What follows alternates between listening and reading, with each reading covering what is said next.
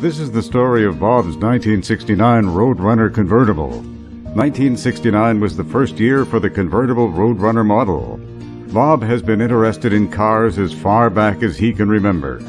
Oh, yes.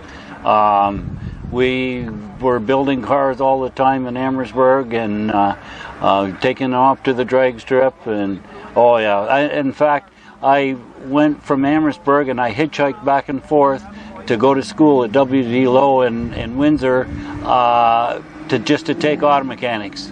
And I graduated, I started serving my apprenticeship, I got my license, and then after 1969, I went into teaching and I taught automotive for 30 years.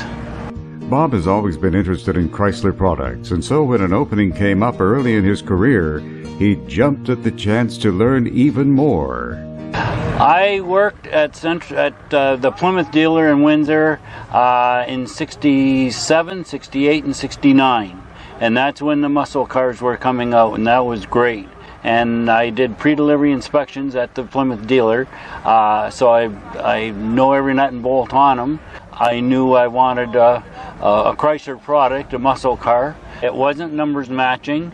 It had just been rebuilt. I sold it, and I had a friend of mine that built race engines. We built up a 440 for it, which is an original engine that it was in Roadrunners in that year.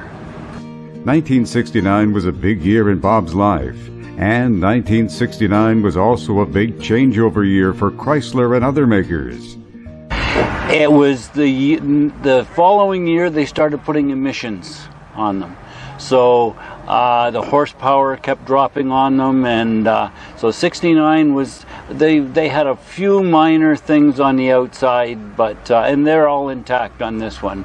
But starting in 70 and that, the horsepower started really dropping on them. Chrysler paid Warner Brothers $50,000 for the use of the Roadrunner name. Meep, meep. The 69 Roadrunner weighs just a tad over 4,000 pounds. And how does it handle out on the highway? Runs great. Runs great. We love it. You can hear the pride of ownership in Bob's voice. This is Bob's 1969 Plymouth Roadrunner convertible, another of our great Windsor and area classic cars. Thanks for viewing.